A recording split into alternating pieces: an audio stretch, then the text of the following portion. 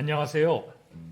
책갈피 속에 숨겨진 100년의 지혜를 함께 나누는 시간 100년의 독서, 저는 새날입니다. 오늘 제가 여러분과 함께 깊이 나누고 싶은 책은 A.J. 크로닌의 천국의 열쇠입니다. 외형적인 성공이나 교과서적인 가르침보다 실천하는 사랑과 선한 양심을 중시했던 한 신부님의 일생을 그린 아름다운 소설이죠. 오늘 저는 이 책의 이야기를 제 삶의 기억과 반성, 그리고 제가 매주 서는 어느 따뜻한 성가대의 풍경과 엮어 한 편의 고백으로 들려드리려고 합니다. 굳이 제목을 붙이자면 오늘 이야기의 제목은 요한 성가대입니다. 창밖의 어둠이 깊어가는 이 시간, 어깨에 짊어진 무거운 짐을 잠시 내려놓으시고 천천히 제 이야기를 들어주시면 감사하겠습니다.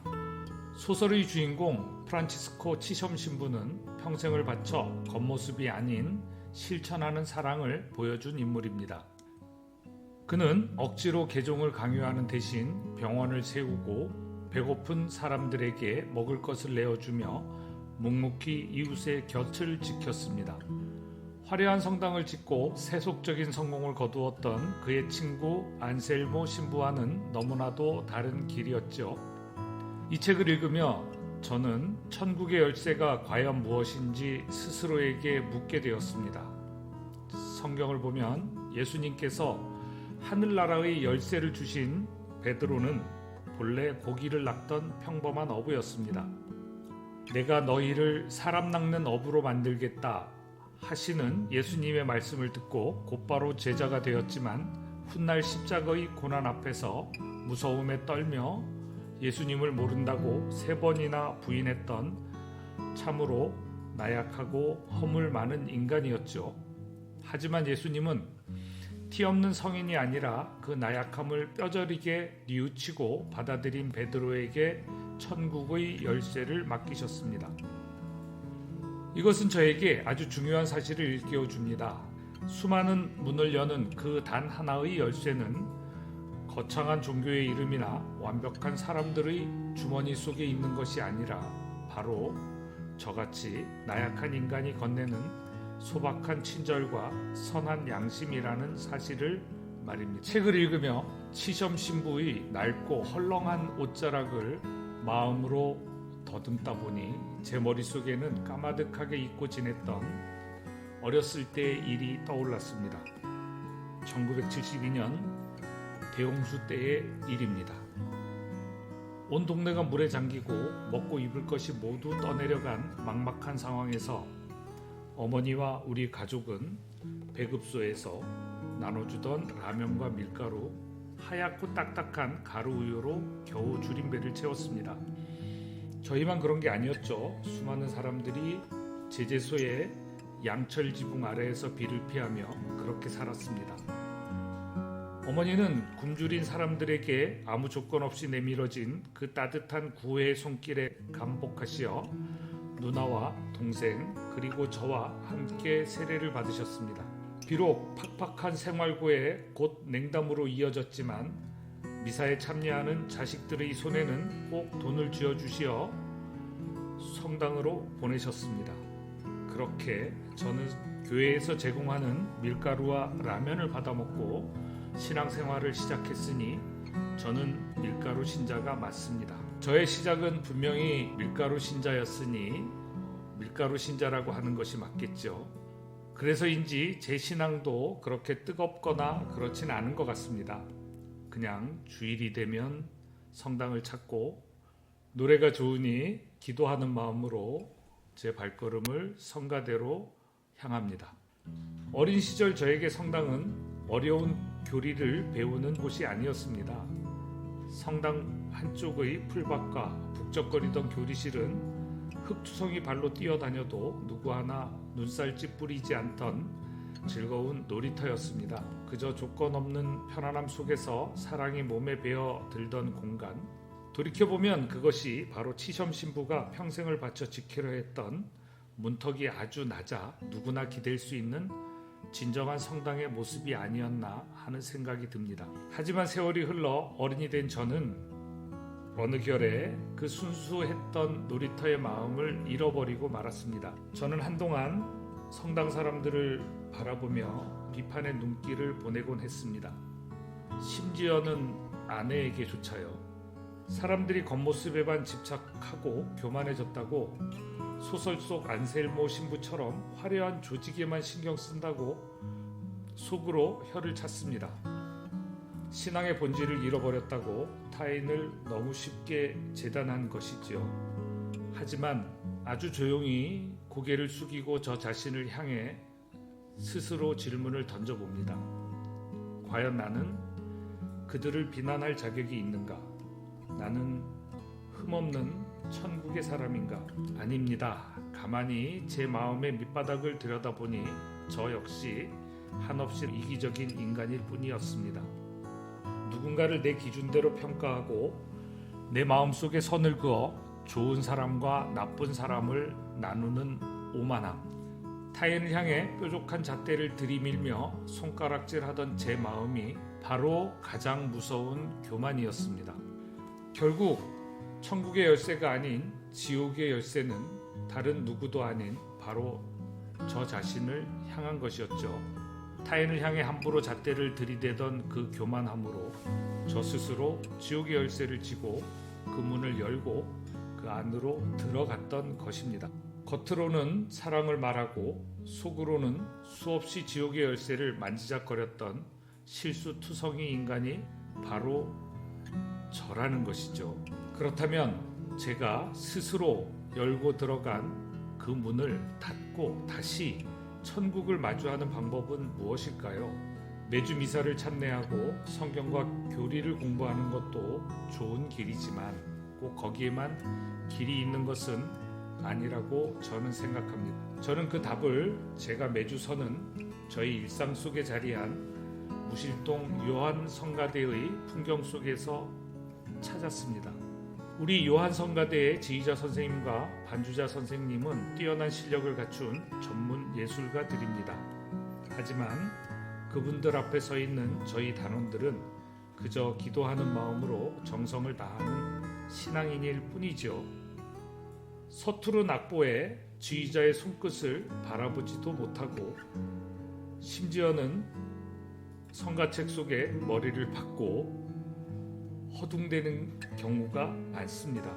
예술가로서 그런 성가대원들을 보면 실수를 지적할 수도 있을 텐데 어떻게 보면 실수를 지적하는 것은 너무나 쉽고 당연한 일일 것입니다. 하지만 두 선생님은 한 번도 서툰 단원들을 탓하지 않으셨습니다. 그저 기도하는 마음으로 정성을 다하는 저희의 진심을 아시기에 충분한 실력과 권위를 가지고 계심에도 불구하고 언제나 단원들의 눈높이에 맞추어 묵묵히 기다려 주십니다. 그런데 가만히 둘러보면 두 분뿐만 아니라 천국의 열쇠를 손에 쥐고 계신 분은 많이 계셨습니다. 성가대에 처음 들어와 어쩔 줄 모르는 낯선 형제에게 친절하게 자리를 알려주는 분, 이것은 유력 인사보다 소외된 이들을 먼저 챙겼던 치셴 신부의 포용과 꼭 닮아 있습니다. 옆 사람이 틀린 음정으로 헤매어도 핀잔 한번 주지 않고 가만히 기다려주는 형제 자매님, 억지로 타인을 고치려 하지 않고 묵묵히 지켜보아 주었던 치셴 신부의 응시의 사랑이 바로 그 자리에 있었습니다. 자신보다 나이 어린 지휘자가 시키는 대로 불평 없이 순명하며 따라가시는 경험 많고 연세 지긋한 성가대원들, 이분들의 모습은 마그넷 주교가 치셴 신부에게 남겼던 최고의 찬사, 자네의 가장 좋은 점은 누구나 가진 그 거만한 자존심을 가지고 있지 않다는 점일세 라는 구절을 그대로 떠올리게 합니다. 연습이 길어지면 출출해지는 단원들을 위해 즐거운 마음으로 간식을 준비해 주시는 자문, 손목 통증을 치료받으면서도 반주는 못해도 노래는 할 수 있다며 기꺼이 성가대 자리에 앉으시는 반주자 선생님, 고단한 일과 속에서도 주일 미사 시간에 늦지 않으려 미리 성가를 연습해서 성가대 자리에 앉으시는 형제님, 조금 늦게 왔다고 너무나 미안한 표정으로 조심스럽게 들어서는 자매님까지 겸손하게 자신의 자리에서 자기 일을 해내는 이 평범한 분들은 누구나 각자의 주머니 속에 눈부신 천국의 열쇠를 쥐고 있는 듯 합니다. 치셴 신부가 많은 문이 있지만 그 문들을 여는 열쇠는 오직 하나뿐입니다. 그것은 바로 친절입니다. 라고 말했던 것처럼 말입니다. 무언가를 애써 가르치려 들거나 잘난 체 하지 않아도 그저 함께 있는 것만으로 사람을 한없이 따뜻하게 만들어 주니까요. 치셴 신부는 성령 강림 대축일 강론에서 이렇게 말했습니다. 천국은 하늘에 있다고 생각해선 안 된다. 여러분의 손바닥 안에 있다. 그것은 어디에나 있고 그리고 어디에 있어도 좋은 것이다. 충분한 실력을 갖추었음에도 단원들의 눈높이에서 미소 지어주시는 지휘자 선생님의 다정한 손바닥 안에 그리고 자신의 자존심을 내려놓고 서투름을 서로 품어주는 무실동 성당 요한 성가대원들의 소박한 손바닥 안에 이미 천국은 활짝 열려 있었던 것입니다. 어릴 적 저를 안아주었던 성당 마당의 풀밭이 세월이 흘러 어른이 된 지금 이 다정하고 눈부신 요한 성가대로 자리를 옮겨 저의 옹졸한 마음을 포근하게 안아주고 있습니다. 오늘 밤 가만히 두 손을 모아봅니다. 누군가를 비판하기 전에 나 역시 교만함에 흔들리는 나약한 사람임을 먼저 인정하려 합니다. 제가 서 있는 곳이 크고 화려한 성전이 아니어도 좋고요. 대단한 봉사의 업적이나 완벽한 신앙의 증명서 이런 것은 저한테 당연히 없지요. 그저 내 곁에 선 사람을 가만히 토닥여 주거나 조용히 지켜보거나 무언가에 서툴러 당황하는 이웃에게 괜찮다며 따뜻한 눈길 한번 건네는 것. 그리하여 누구나 찾아와 쉴 수 있도록 내 마음의 문턱을 한없이 낮추어내는 것.